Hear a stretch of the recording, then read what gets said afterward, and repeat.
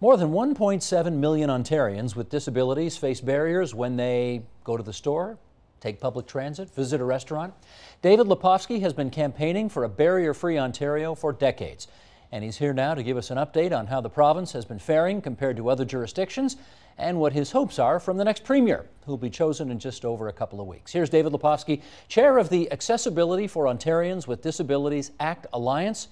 And I should say, David, in welcoming you to the program, normally during our interviews we put other identifying information about our guests on the screen, but that doesn't help those who listen to this program and are visually impaired. So let me also say that David is a lawyer specializing in constitutional and human rights law, and he's also, as his chest full of medals shows, a member of the Order of Canada and the Order of Ontario. And with all of that, we welcome you back to TVO. It's great to see you again. Thanks so much for having me on again. Well, let's start with the Liberal leadership race. You've put a questionnaire out to all the candidates. What are you asking them? Well, the McGuinty government, to their credit, passed a Disabilities Act back in 2005 that they promised in the 2003 election that requires Ontario to become fully accessible to people with disabilities, whether your disability is a physical disability like needing a wheelchair, or a mental disability, or a sensory disability like a person like me who's blind. That law doesn't just get passed and go away. You got to implement it. And by when? It requires a fully accessible province by 2025, and it sets out measures, steps that have to be taken. So the McGuinty government has taken steps, we think, important ones, but not enough, to get us to that goal. And so we're turning to the candidates for leadership of the Liberal Party to get commitments from them that they will honor the prior commitments of the McGuinty government and take new needed steps to ensure that we do get to the goal of full accessibility by 2025 for all people with disabilities in Ontario. And what are you hearing back so far? Well, I'm actually pleased to say that we've gotten answers from 4 of the 6. I'm surprised 2 haven't. We've gotten... Let's find out. Which 2 have not yet? The 2 that haven't are Harminder Thakkar and Charles Sousa. But of the others, Sandra Pupatello was the first to answer, but we've also heard from Kathleen Wynne, Gerard Kennedy, and Eric Hoskins. And I don't know how many other groups have gotten commitments from the leaders at all, but on any other issues. But we're happy that all of them have committed to live up to this legislation, to ensure Ontario's on schedule for full accessibility, and to work with our coalition to get to that goal and not to cut back on any gains we've made. One commitment we asked was to simply say, will you honor each of the commitments that are still outstanding from the McGuinty government? And all of them except Sandra Pupatello have said yes. I was going to follow up on that because my reading of the questionnaires was that Kennedy said yes to all of your requests, Hoskins said yes to all of your requests, Wynne did as well. That's right. But Pupatello left one out. She left the one that she left out is she didn't make a specific commitment to honor each of the prior election commitments and other commitments that the McGuinty government's made. Now we don't take that as meaning she won't. She just hasn't committed to. If she is elected, we're still going to. There's still time for her to make that commitment. We're still asking her to. And if she's elected our next premier, we'll ask her to at that time.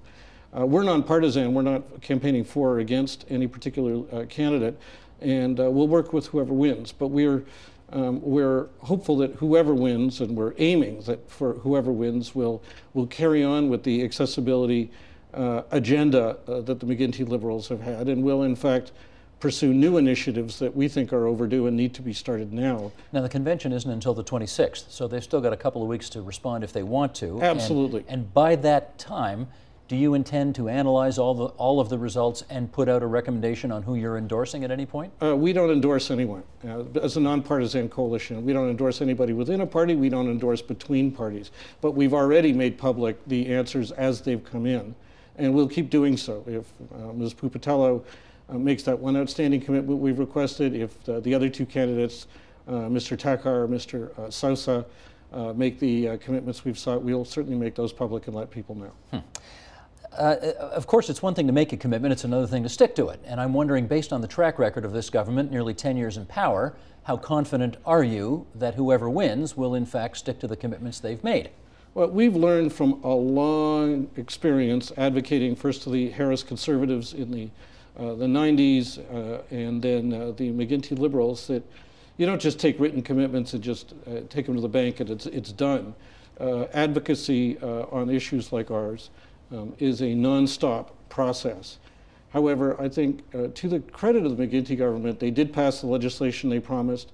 They've kept a number of the commitments they made in the 2007 and 2011 elections, but a number of them are on how they're going to implement it. A number of them are still outstanding, and we are concerned that that needs to be sped up, which is why we'll be in a position to sit down with whoever the next premier is. And I'm happy that those four candidates who have made commitments all have agreed to meet with us. And of the McGuinty, let's just review the McGuinty commitments so far. Yeah. What haven't they done that they still need to do in your view? The legislation requires them to enact to create, enact, enforce a series of accessibility standards, all the accessibility standards we need to make the province accessible. It'll tell the private sector and the public sector what barriers need to be removed and when, and what requirements are set out. They've passed several that are useful and helpful in the areas of public transportation, access to information, customer service, and employment. There are more that are needed. We're long overdue getting one on the built environment. They promised they would enact it promptly over a year ago. Still don't have it. They passed a part of it. Most of it's still not done. They promised that they would consult with the public on what next accessibility standards we need. We've been pushing that one for a couple of years at least. In August of 2011, the McGuinty Liberals promised that they would consult with us and others on what new accessibility standards we need. We're still waiting to get that process underway. And what's the explanation they give for not having fulfilled commitments already made? I don't have any I can give you, and they're the best source of that, but I must say that none of this can be due to the fact that they're in a minority government, because the actions we're asking them to take are all actions the government can take without needing the approval of the legislature. And in any event, all three parties in the legislature approved this legislation. They did. This was one of the things they actually unanimously got around, wasn't it? We got this law passed unanimously in May of 2005, and it got a standing ovation, which from all the parties, which was pretty a pretty important day for us. And pretty rare. As these things go. That's pretty unusual. It is. Yeah.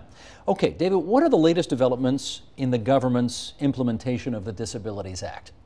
Well, as I said, they've passed several standards. One of them they passed just last month to regulate barriers in new public spaces. That would mean anything from recreational trails to public parking spaces, having some set aside for people with disabilities, to new public sidewalks. This doesn't relate to any retrofits. It relates to new redevelopments, major redevelopments, or new construction. And when you talk about sidewalks, you just mean with ramps on them? Curb cuts and also some tactile markings, so people like me who are blind can tell before we head out into traffic that we've gone from the curb to the road. And there's a number of helpful provisions, but that just as an example of one of the areas where the McGuinty government could be doing better. They passed that regulation last month, but you wouldn't know it unless you go to the e-laws website and do a search on it and find it. They're not actively letting people know, here's the new regime, here's how to comply with it, here are the tools we've got to help you with it. And we need them to do much more of that. A year and a half ago, they passed a new regulation to address barriers with some really helpful ingredients in it. Not all we wanted, but helpful in the area of access to information communications. Access to information communications, access to transportation services, and so on. But it took them a year to get a tool, a guide up on the internet to just let people know what they got to do to comply with it. Literally a year just to get a guide up, and even that hasn't been widely publicized. And we're concerned that those kind of steps are easy to take to make this legislation work more effectively. And again, what do you think, what's the foot dragging about? Well, the best guy to ask about that, interestingly, is not me. It's the person that the government appointed 4 years ago to do an independent review of how this law was working. Under the law, the government had to take their own temperature after 4 years. Law was passed in 2005. In 2009, they appointed a former Liberal cabinet minister, Charles Beer, to take a look at how the implementation of the law is going. And his conclusion back then was that while the government was clearly committed to it and was making good faith efforts to implement it, the government really needed to show new leadership on the file. They needed to revitalize their implementation of it. They kind of left it to kind of business as usual rather than picking up the reins and showing the kind of strong leadership that's needed. They get busy with other files, they celebrate the legislation, and they move along. So I think that Charles Beer's report, which we've largely endorsed, recommended ways that they could fix that, that we've encouraged. So it's more a matter of that they passed the law and then moved along and then got taken up with other priorities. And this priority, every once in a while, they need to just sort of reinvigorate or revitalize. And that's your job, well, right? It seems to be our job, whether we like it or not. Yeah. Let me mention 3 different areas here, and I want you to tell us what kind of, what they've promised and what they're doing and whether they're on track to keep the commitments they've made. Let's start with employment. What did they promise and how are they doing? They promised to enact an accessibility standard to address barriers in employment. They passed one a year and a half ago. It's got some helpful ingredients. As with all of their initiatives, we think the timelines are too long for people to act on it. And it basically speaks to employers saying, look, you've got to accommodate the needs of workers in your workplace, which the Human Rights Code is already required if an employee has a disability.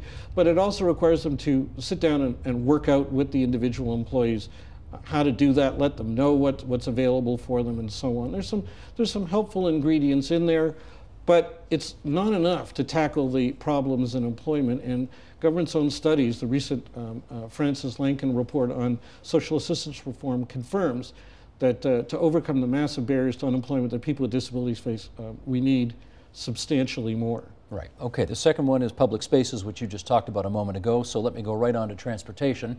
What did they promise? How have they done? They promised to enact an accessibility standard. They passed one again a year and a half ago, which this is a hard one to regulate, not because the barriers are hard to fix. They're actually pretty straightforward, but because the public transit sector in this province has been one of the few sectors that has put up a significant amount of resistance. You're looking at the guy who had to sue the TTC personally. I was just going to mention that. Not once, but twice, just to get them to announce bus and subway stops in this city so that blind people, and by the way, sighted people, can know what stop they're at. Do you know what? Let me just pause you there for a second, because they said they would do it.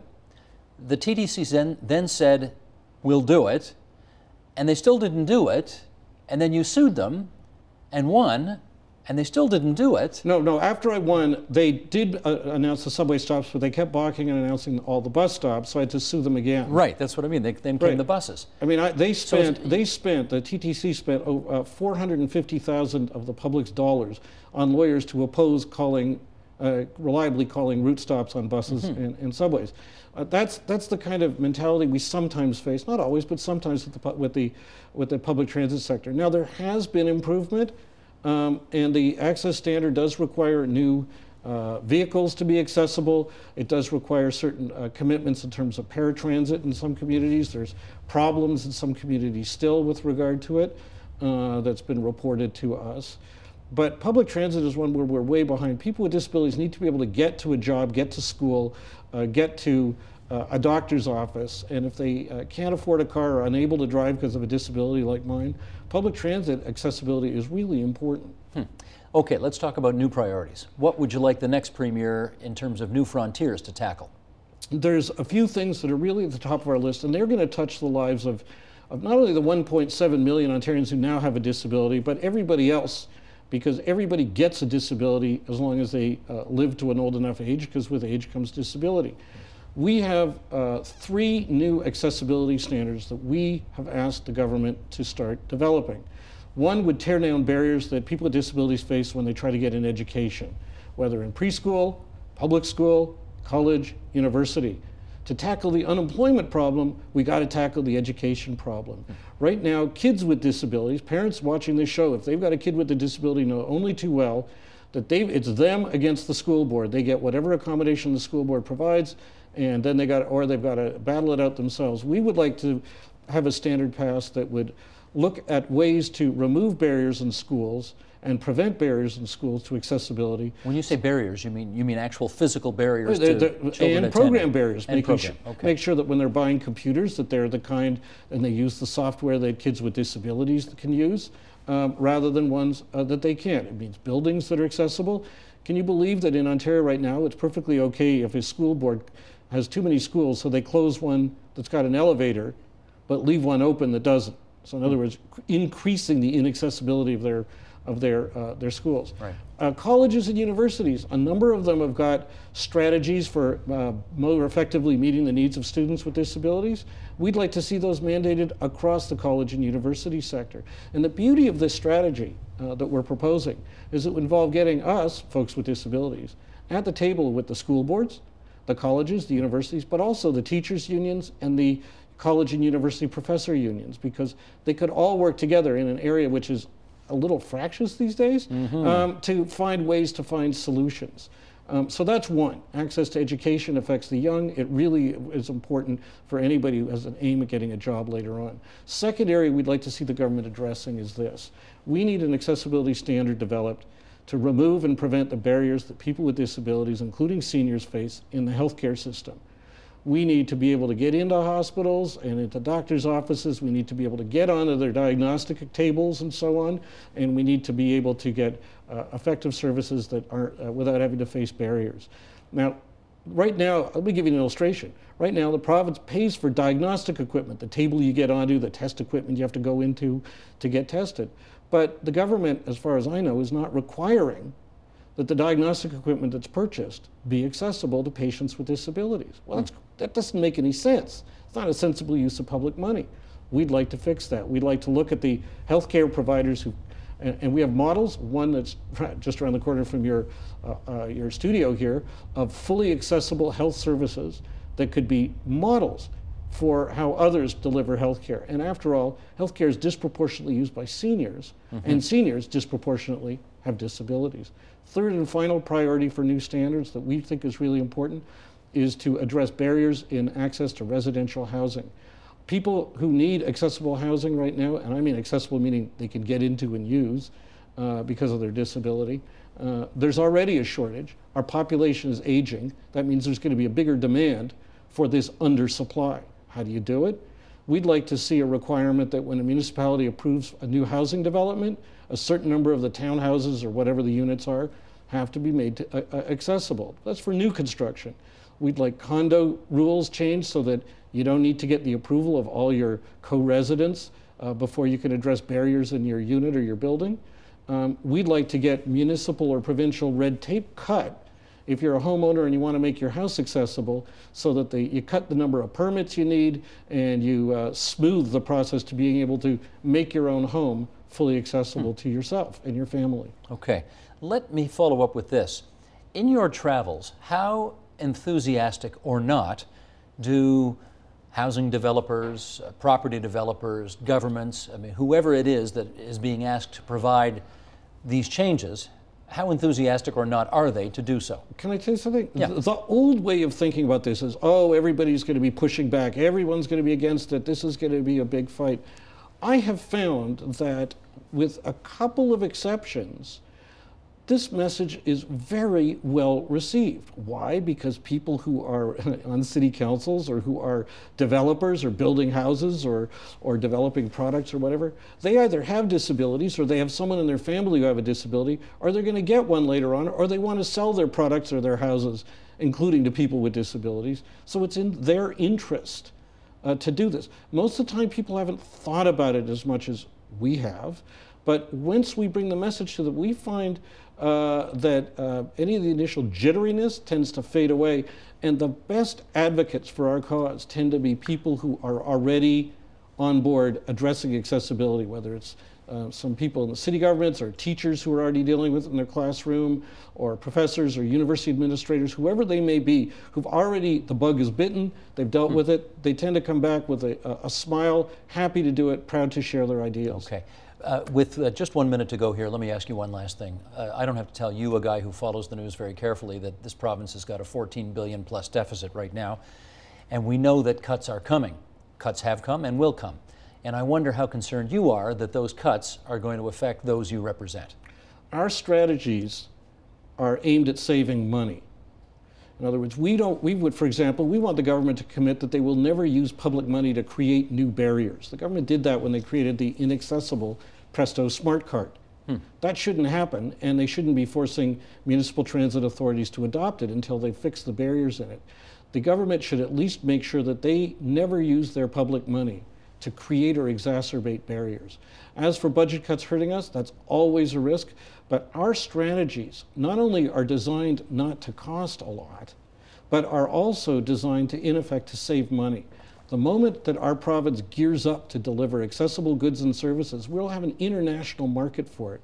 In the States, in the European Union, there's an international trend in this area, and people are just waiting to see who wants to become the first provider on the market of accessible products, accessible web design. It's the wave of the future. The question is, are we going to get on board and turn it into something which will benefit not only Ontarians with disabilities, but the Ontario economy. And speaking of web design, give us the website for more information. For more information, people can go to aodaalliance.org, or they can follow us on Twitter on @AODAalliance. Terrific. David, always good to see you here at TVO. Thanks for coming in. Thanks so much. Support Ontario's public television. Donate at tvo.org.